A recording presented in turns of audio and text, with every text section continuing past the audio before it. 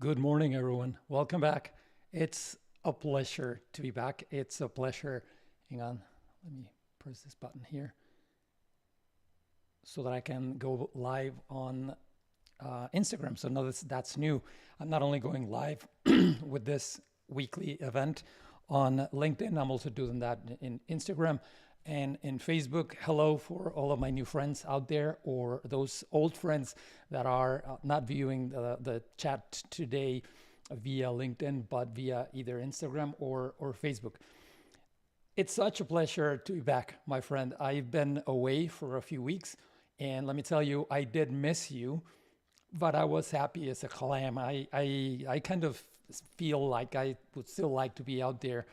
We had a very few nice weeks with my family, enjoying the summer.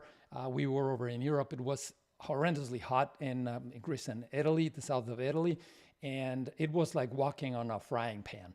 So beautiful, phenomenal, great food, great wine. Everything was outstanding, but it was just really, really hot. So I'm not sure how many of those, I don't know, 2 million calories that we ingested, we burned right off by walking around and then by just sweating it off. But anyway, I hope that you had a nice break, or that you are planning still to take some time off to relax, to be with your loved ones, with your friends and family, and that we go for the rest of the year, the second half of the year, with all of the energy that it merits and all of the enthusiasm that I know you have to achieve your goals. So with that in mind, let's go into today's questions. First, I'd like to also mention that there's a quote, like I always have. This time it's from Winston Churchill. I didn't have time to type it up and prepare it so that you could see it on the screen, but I will still share it with you. And he said, attitude is a little thing that makes a big difference. Does that ring a bell? Attitude is a little thing that makes a big difference. And some of the questions today are going to be related to this attitude, and how the right or the wrong attitude can make a big, big difference in the results that you obtain.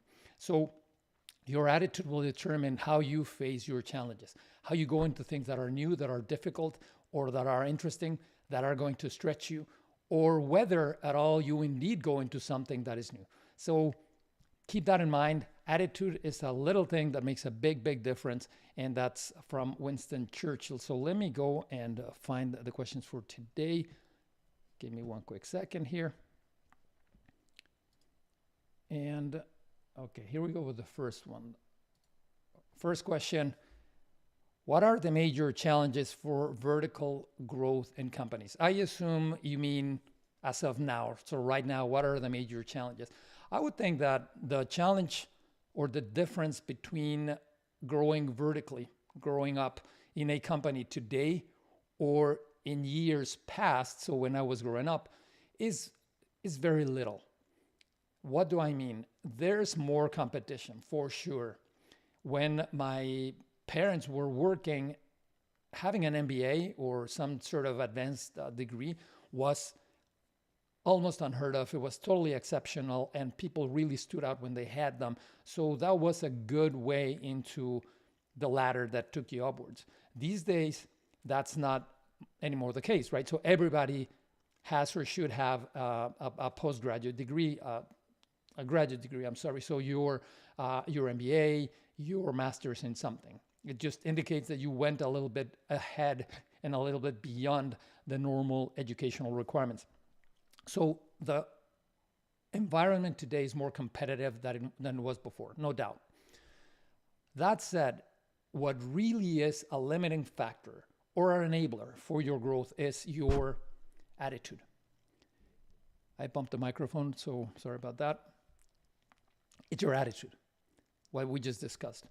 It's the belief that you can do that, whatever it is you're trying to do. It is the clarity in what you are trying to achieve and why you're trying to achieve it. It sounds maybe a little trite. It sounds maybe a little hokey.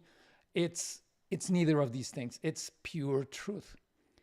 If you don't believe that you can do whatever it is you're setting out to do chances are you're not going to do it. You're not going to attain whatever that objective is. Henry Ford said it, and I think that I've shared this quote in this venue before, which is, whether you think you can or whether you think you can't, whether you think you can or you can't, you're right. So if you think you're going to be able to do something, you will be able to do that. If you don't, then there's no way you're going to achieve it. And that's the same with vertical growth. You're going to find probably that there's more competition, or that there's a very steep degree of competition where you work. But the most important part is, if you want to grow, if you want to do it, if you know what you want to do it, and it's important to know because that'll help you power through obstacles, then you will find a way. It'll happen. You won't give up as easily. There's probably more opportunities now to give up than before, but belief is the main obstacle. I would say that's it, my friend. There's nothing really additional that I want to add on top of that. I believe that's the most important thing. Obviously, your performance. You need to deliver above the level at which you're sitting now if you want to grow, if you want to be promoted. Vertical growth assumes, or is predicated on the premise that you will be able to perform at a level that's superior to your current one, so that your management will be guaranteed to feel reassured that you can do that job when you're promoted, and so on. Once you're promoted, you need to start to work on getting even better, so that you're perceived to be performing at this level, even though you're graded at that level, and eventually you will be promoted again. That worked for me, and I've seen it work repeatedly with other brilliant colleagues, and I'm sure it's going to be the case for you too. So thank you for the question. I love it, but again, nothing really has changed. The challenge today is you. I would say that you're standing in your own way if you cannot grow, and it's all here. So attitude is a little thing that makes a big difference. Let's go to the next question.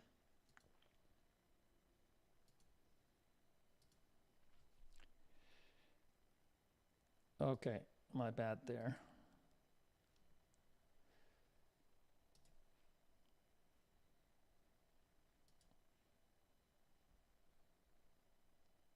All right. What's the best business advice you ever got? Sorry about that back and forth. My screen got stuck for a while and I was trying to get the question up. So the best business advice that I ever got was given to me in the context of business, but in reality, it's not business advice, it's life advice. I've talked to you before about the best boss I ever had, if not one of the best, if not the best bosses I ever had, Emilio Moraleda, when I was working in Spain. And I once pulled a crazy all-nighter after a series of very, very long days when we were preparing to review our budget. And there was a lot of big challenges with that budget because we were trying to go for a lot of money and there were a lot of market challenges. So we were trying to prepare ourselves to be as solid as we could. And I pulled an all-nighter after a late review where he asked me to do some things and I did them. The next day he came back and I was still sitting in front of my desk. He thanked me profusely. He really showed his appreciation for how hard I was working on that. And he expressed his happiness with the product. The most important part, and this is the best business advice that I ever got, or the best non-business advice that I ever got in a business setting. He said, thank you for doing that, but whenever you're allocating your energy and your time like this, think of you in your dying bed. I know it sounds grim, but I think it's profound and it serves a purpose. He said, when you are at that moment, when you're about to move on and to go to the next life, think about who's going to be with you. It will not be your company. It will not be that president that we're going to present to.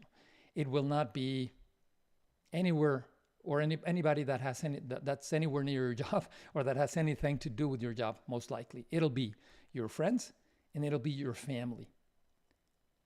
So think about that. That's where you need to put your priorities. That's the best advice, my friend, that I ever got. Why? Because it really helped me set my priorities straight. It really allowed me to view things through a different lens that allowed me to at least have that filter where I could think, what does this mean for me, for my family, for my friends, for things that go beyond this office? I'm not going to stand here and tell you that I was always successful and that as of that moment I became this example of how this needs to be lived. Not perfect. I'm far from that. What I'm sharing with you is something that was really eye-opening for me, and it really gave me a different lens to view how I allocated that time.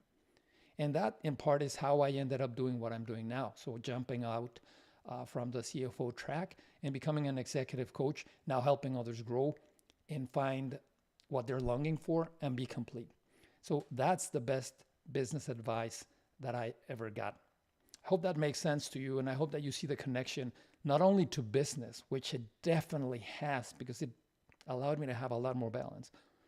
The more profound connection is to your personal life and the richness of the life that you live, right? So your soul needs to be nurtured, I think, by what you do, whatever it is. If your goal, if your energy comes out of working more, then hey, more power to you. Enjoy that. And there's no right or wrong answer. All I'm saying is view it through that lens because that'll allow you to set priorities in a more deliberate manner. Okay? That's the best piece of advice that I ever got. Let me move on to the next one. And hopefully my screen won't get stuck this time. All right, there we go.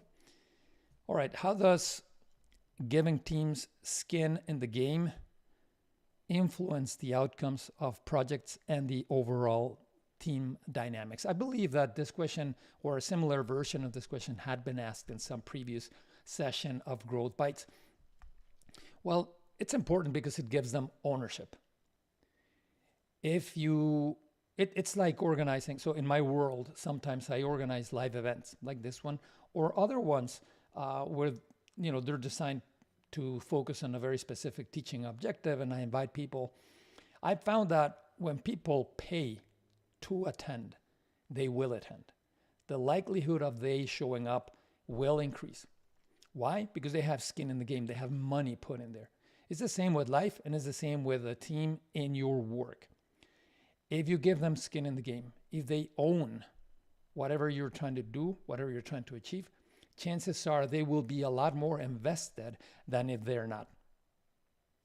If you just give them work and a list of instructions and a list of things that you want them to do, they might or might not do them. They might or might not put their heart into it. But if you give them skin in the game, if you give them a stake, if you give a stake in whatever it is you're trying to do, if you give them the sense that they are achieving something with whatever you ask them to do, then chances are that they will be a lot more invested. They will care about the outcome. They will care about the process of creating it. They will be a lot more cooperative as a team to try to make things happen in a more successful way.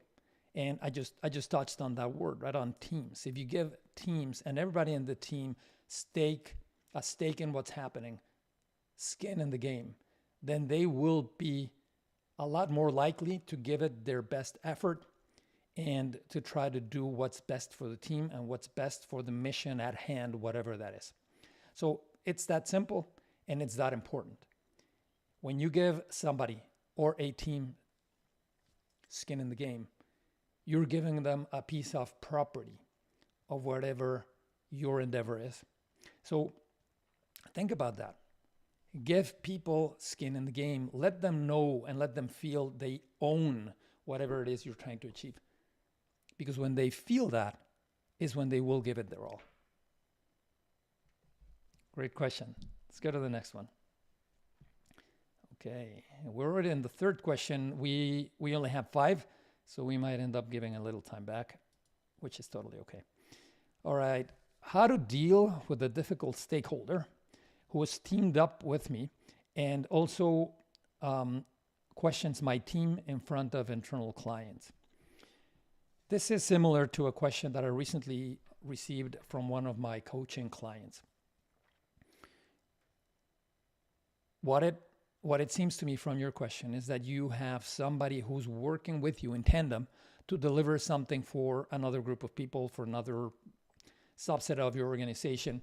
And this other person you're teamed up with seems to be more senior than you are, and or not.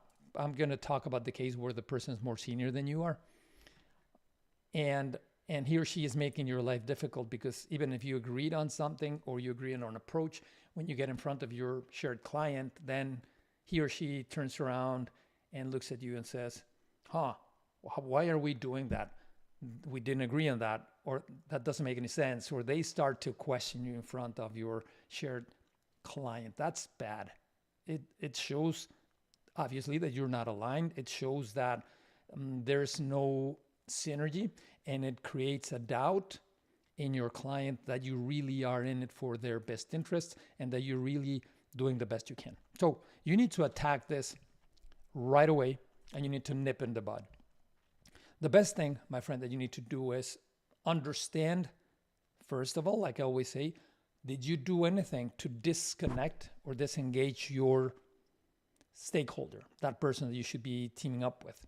Is there anything that you might have done that caused that person to step back and disconnect and decide to go do it on their own? I'm not excusing what they did. It's not good.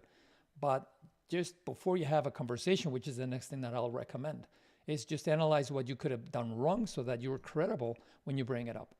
And that leads me to that step, bring it up.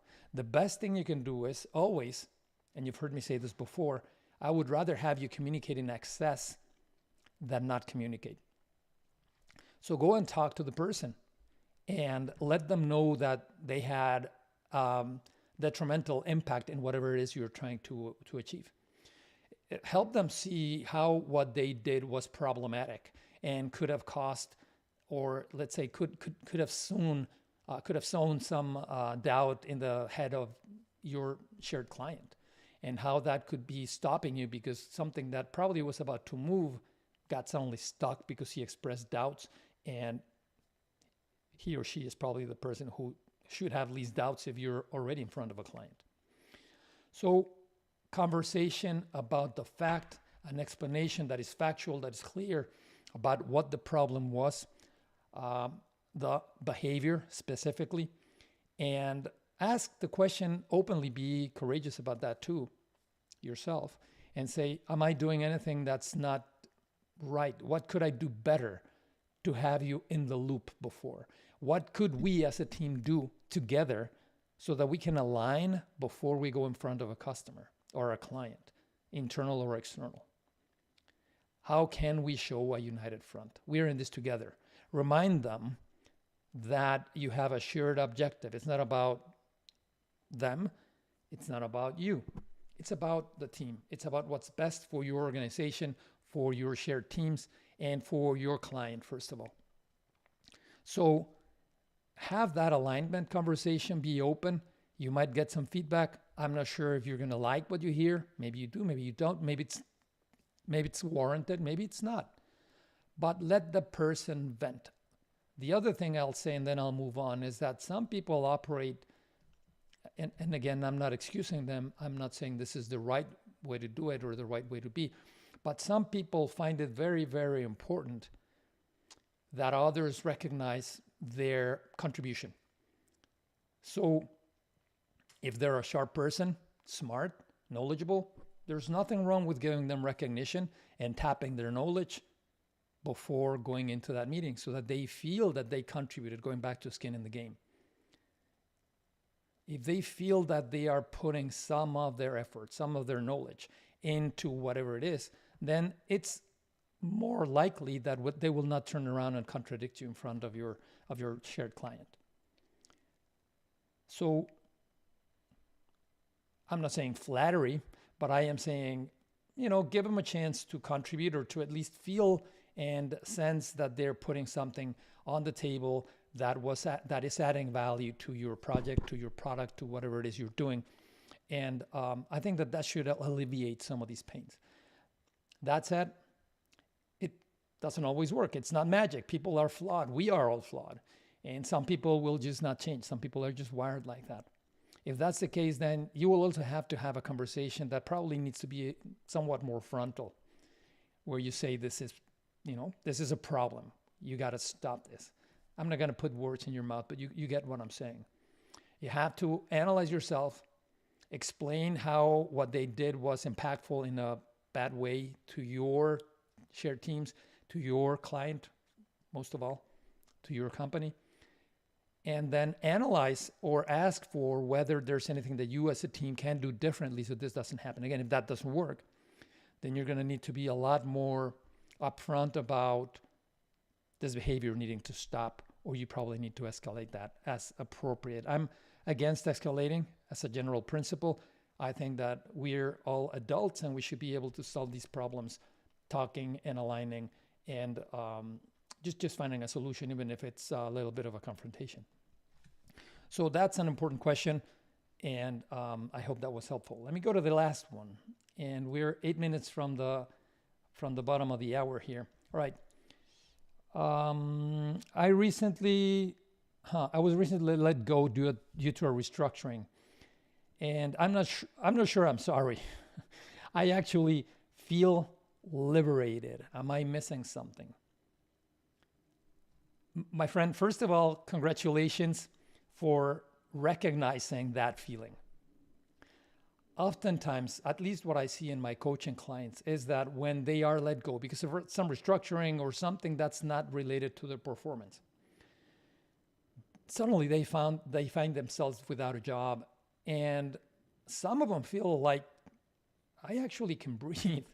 It's good that I don't have to think about dealing with my boss or dealing with this abrasive colleague or dealing with this difficult colleague, peer, whatever. And that's just an indication that you probably were not happy wherever you were. You probably were unhappy and just clinging to it because it's a job, right? Of course, it's an income, it's money. Nobody's going to, say no to money that you do need to pay the bills, or at least I know I do. Most people do. So if you feel liberated, it's actually a signal in my mind, and that's a reflection that I have with my clients, that this might be a good turn. Paradoxical as it sounds, painful as it was, it probably was a good thing. Why? Because it opens the door to things that could be great. It frees you up to just take that energy, that passion, and pour it into something that you really like. It gives you time to decompress, to detox, if you will, for a little while. Take a beat. When that happens, don't go right into the jobs section of the newspaper. Don't go running out and start flooding your contacts with your resume or going crazy on LinkedIn or whatever it is. Don't start to go and hunt for a job like a mad person. Take a breath, sit down, take some time off. Whatever it is you like to do, go do it. The important thing is that if you were on this high pressure cooker, whatever your job was, and all of a sudden you find that you were let go and you're not feeling bad, you're actually feeling like, that was painful, but I'm feeling good, then that's a good signal that you were totally off your center, and you probably need to go and find something that will really fill you up, because that's what's really going to be sustainable, what fills you up. So my first word of advice to you, my friend, would be enjoy this. Let that feeling of freedom invade you, and use that to find what really will give you energy that you believe will be sustainable. It could be another job. It could be a different area. It could be a different industry. It could be starting a business. It could be nothing, depending on where you are in life. It could just be, hey, I'm just going to retire. So think about that. You're not missing anything. I think that most of us could be missing something when we're in that situation and we feel that immediate angst of, it was me. It was something I did. Why is life so tough with me? Do not be a victim, and you probably are not being one. That's why you're feeling a little elated. Most people tend to feel like life was unfair, the company was unfair, it's something that their boss has against them, it's against it, so I'm not worth it, I'm probably not good at what I was doing. 99% of the time, my friend, 99% of the time, these things have nothing to do with you. It has to do with decisions that the company needs to make that are related to the economy, to competition, even to incompetent management if the results of your company are poor and that's the only explaining factor. But it doesn't necessarily mean it's you. It's a company cutting costs or trying to realign to face some changing circumstance. It doesn't have anything to do with you. It's not your fault. It just happened. You were there, and that's life. Not everybody goes through this, right? So you went through that synergy. Some people stayed, and you might be tempted to think, what did John have that I don't? Why did he get chosen, or she, or whoever, and not I? I would say that's totally fruitless. Don't waste your energy with those thoughts, because all that is going to give you is bitterness, lost energy, lost time. Move on. Get up, dust off, keep going. Grow from the experience. What could you do better? What could you do differently? Even though your performance might have had nothing to do with it, think, what are you going to improve in your next time around if you're going to go and get a job or whatever it is? It doesn't have to be a job. You can choose to start a business, but what from this experience and from your previous experiences in that career that just changed can you bring to your new life? That reflection to me, my friend, is very important. And let me, with this, close on this question, go back to the quote that I started today's session with. Attitude is a small thing that makes a big difference, by Winston Churchill. Pretty much every question that we had today has something to do with your attitude, with how you go into challenges, with how you face things that might be difficult, that might be painful, that might be unpleasant at times, right? Even if they're pleasant, you can still, let me try to get this question out of the way there, my friend. All right, there we go. Even if they're pleasant and not necessarily painful, not necessarily something ugly, if it stretches you, it's good. So keep that. Attitude is a small thing that makes a big difference. You can do this, whatever it is. Remember, we are here every Tuesday, 9 a.m.